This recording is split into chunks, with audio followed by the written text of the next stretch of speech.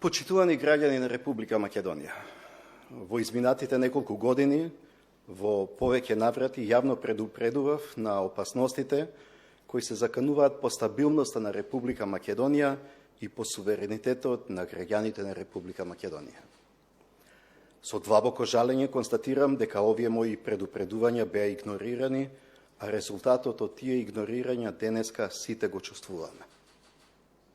Денеска ви се обраќам вам, на граѓаните на Република Македонија, со цел да ги разобличам сите лаги, конструкции и црни сценарија со кои бевме бомбардирани во изминатиот период. Од почетокот на мојата функција, одговорно ја представувам државата и убеден сум дека само со честен и транспарентен пристап ќе можеме да се спротивставиме на лагите за наводна вмешаност на мојот кабинет, Армијата на Република Македонија и Агенцијата за разузнавање во настаните околу 27 април. Почитувани, во кабинетот на председателот на Република Македонија никогаш не се разговарало, нити се размислувало за прогласување на воена или вонредна состојба. Со тоа ги отфрлам и сите шпекулации дека меѓународната заедница вршила каков било притисок врз мене да одстапам од некаков наводен план за прогласување на воена или вонредна состојба. Во овој момент јавно ги повикувам странските представници да излезат и да ги посочат тие кои ми вршеле притисок.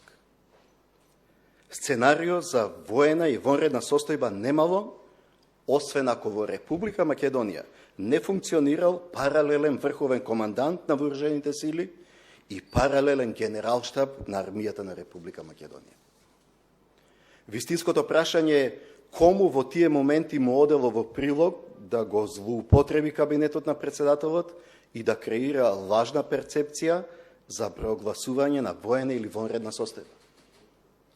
Оние кои ме обвинуваат и создаваат лажни вести со цел да ја делегитимираат институцијата председател, ги упатувам на член 124 од Уставот, каде стои дека воена состојба настапува кога предстои непосредна воена опасност од напад врз Републиката, кога Републиката е нападната или е објавена војна. Согласно член 125 пак од Уставот, вонредна состојба настапува кога ќе настанат големи природни непогоди или епидемии. Почитувани мои граѓани, на 27 април немавме ништо од ова.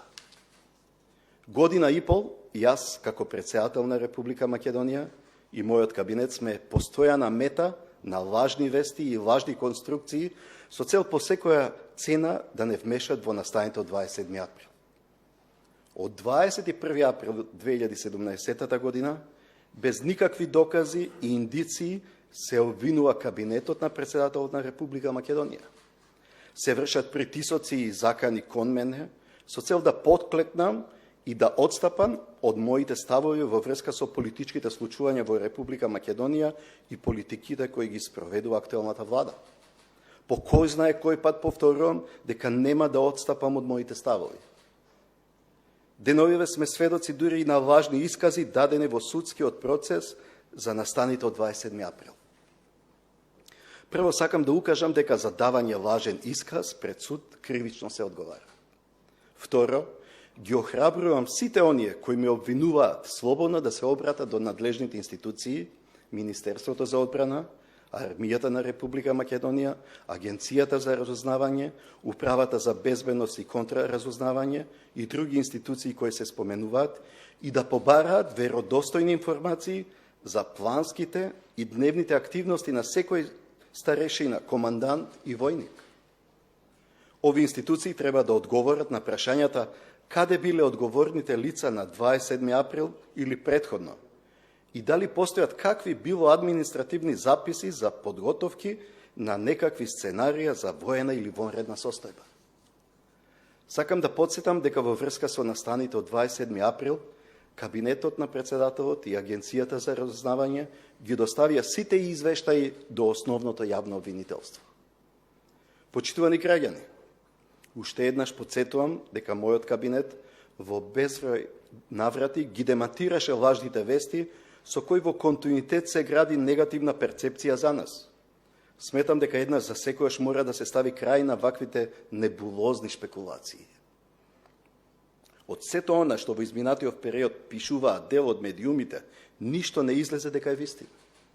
Ниту чаршиските муабити дека го подготвуваме јасен за засолнување во случај на воена состојба, ниту тврдењата дека мојот кабинет дал дозвола за влез на странски разузнавач во собранието на 27 април.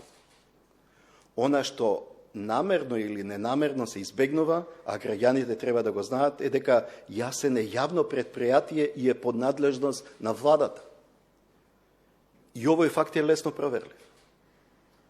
Отфрлен и обидот да се прикрие непрофесионализмот на странски разузнавач под изговор дека кабинетот му дал дозвола за влез во Македонското собрание. Истовремено, обвинителката Вилма Рускоска јасно потврди дека јавното обвинителство нема докази за вмешаност на кабинетот на председателот во настаните од 27 април. Генералштабот на армијата на Република Македонија исто така демантираше инволвираност во настаните од 27 април и повика на транспарентност во доставување на информации во врска со овие настани. Исто така и Агенцијата за разузнавање најостро ги осуди сите облици за вмешување на агенцијата во конструкции и лажни вести. Почитувани граѓани, овде би сакал јавно да прашам, дали исказите на обвинетите се порелевантни од тврдењата на надлежните институции и носителите на јавни функции? Истовремено, ако Генералштабот јасно и недвосмислено демантираше инволвираност околу настаните на 27 април или какви било сценарија за воена или вонредна состојба, не можам а да не поставам уште едно прашање пред целата македонска јавност. Во периодот кога деновите пред доставување на официјална покана за членство во НАТО се одбројуваат, кому му одговара да ја деградира армијата која го ужива најголемиот углед меѓу вас, граѓаните, но и е единствената институција за која нема забелешка во исполнувањето на критериумите и стандардите на НАТО. Само да подсетам дека како председател на Република Македонија, уште пред 2 години укажав дека УБК е главното жариште на генерирање на сите политички и безбедносни кризи во Република Македонија. И по 3 години од диагнозата на Прибе, болеста не е отстранета. Ако УБК се дрзнува без никакви основи да ги следи активностите на мојот кабинет и да ме става мене како председател во службени белешки, кои опишуваат непостоечки настани, се плашам од помислата што се случува во ова институција и како се креираат извештаи со фиктивни извори за да се постигне определена цел. Со планиран истек на класифицирани податоци се гради важна перцепција за да на крај се конструира судско-полициски случај. Од друга страна, сакам да потенцирам и дека во изминатиот период сме сведоци на неказнивост по планирано истекување на класификувани документи од УБК. За ова ги повикувам надлежните институции да действуваат и санкционираат вакви појави, кои загрозуваат националната безбедност. На крајот, констатирам дека ова не е ништо друго, освен класична хајка и линч со очајно смислено сценарио против мене, мојот кабинет и наведените институции. Ве уверувам дека со нарачани лажни искази и генерирање лажни вести нема да се прикрие реалноста и вистинските нарачатели на настаните од 27 април. Кабинетот на председателот не е дежурна служба за давање алиби. Ви благодарам. Ве молам сега кој има прашање да постави. Тоа судот ќе го каже.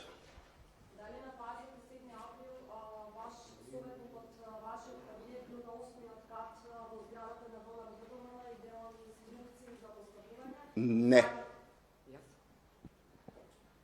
Кога последен пат бевте во Јасен? Мислам во првиот мандат, кога беше уште генерал Мирослав Стојановски. И еднаш со семејството пред 5-6 години, не знам точно.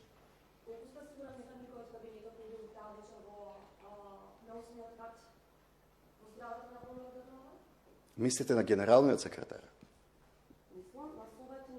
Советник не, генералниот секретар, да, и тој за тоа има дадено извештај во кај јавниот обвинител. И има исказ целосен.